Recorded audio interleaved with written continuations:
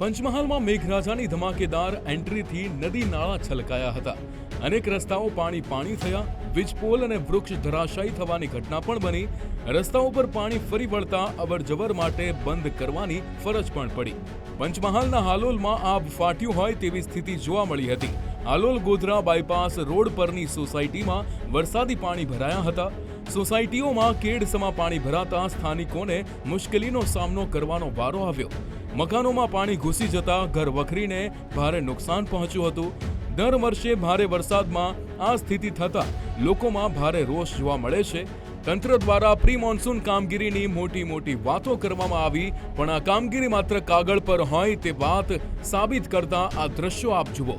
રસ્તાઓ પર નદી વહેતી હોય તેવા દ્રશ્યો સર્જાયા. આખો વિસ્તાર બેટમાં ફેરવાયો હોય તેવા પણ અહીંયા દ્રશ્યો સામે આવ્યા. વરસાદી પાણી ભરાઈ રહેતા રોગચાળાની પણ ભીતિ સેવાઈ રહી છે.